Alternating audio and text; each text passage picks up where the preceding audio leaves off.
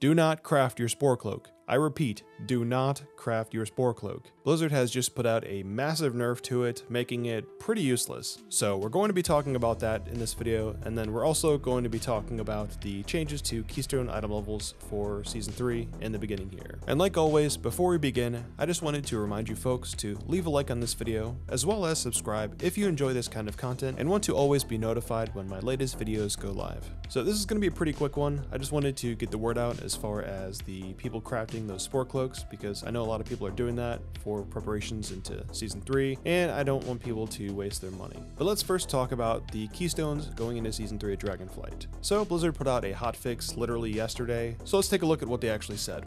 At the beginning of Season 3, November 14th in this region, Keystones will drop 11 levels in addition to any normal weekly reduction that may have occurred. Here's what that might look like. Example 1. You completed a plus 15 the week of November 7th through the 14th, but didn't time it. The resulting key will normally drop by 1 level, because your highest key wasn't timed, 15 and at least 14. It will then drop an additional 11 levels due to the season rollover decay, so from 14 to 3. Example 2. You timed a plus 15 the week of November 7th through the 14th.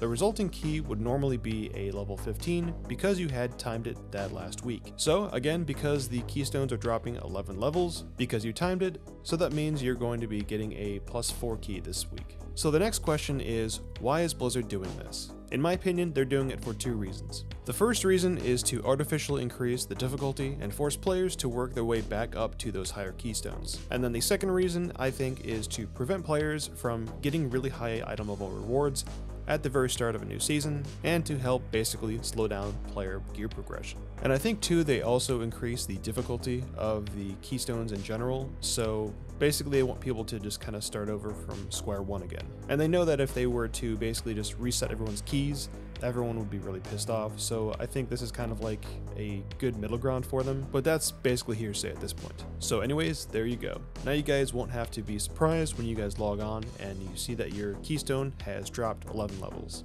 And then there is one last hotfix here for Mythic Plus affixes, so the pools of Sanguine Ichor are now treated as connected, and moving between connected pools will no longer apply an additional application of Sanguine Ichor. So that's going to be really nice when you just mass pull and kill a bunch of stuff at the same time, and a bunch of pools drop on the ground and you're like trying to like run through them to get out. You're not going to be collecting additional stacks of that stuff. And in my opinion, this hotfix is actually a nerf to the, I guess, difficulty of Sanguine, because I feel like the additional stacks that you were tacking on when you were running through them in previous seasons, that just really sucked. So this is really nice. And then lastly, we're going to be talking about the Spokecloak here. So what is the Spokecloak? It's basically a crafted cloak item that players were going to be using for Season 3, and it was basically a really awesome item for, I guess, Mythic Plus in general, because of 2 things. So the equip was, while you were above a percentage of health, you were going to be gaining versatility and also healing yourself every 5 seconds. So that was really good.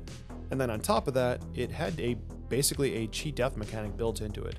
So when your health was below a percentage, the symbiotic spores enabled your cloak to expand, granting you a shield that absorbed damage for 10 seconds, and it could only occur once every 2 minutes.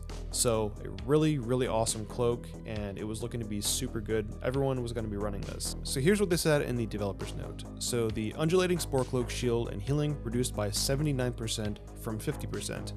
Versatility reduced by 75% while above 70% health. In healing over time, effect reduced by 80%.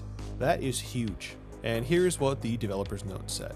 We are making some adjustments to the values of undulating Spokecloak's bonuses in Guardians of the Dream. In Fury Incarnate, it provides healing at high health and an absorb shield when you fall to low health. In Guardians of the Dream, to preserve its osculating fantasy, we made the absorb shield less effective at protecting players who made otherwise fatal mistakes, in exchange for rewarding safe gameplay with a versatility bonus when above 70% health. This versatility, after playtesting, provided more throughput than intended. Today's number changes to Guardians of the Dream version keep the cloak at a solid option for players who want more defensiveness, but reduce the throughput value compared to other embellishments offered by professions. So after this, my opinion is that the Spokecloak is probably not going to be a good option for pretty much most players. So again, I just wanted to get this video out there and get the word out for players that were looking to craft this or, use it for next season, because it's definitely severely nerfed. But anyways, that is all I've got for you guys today.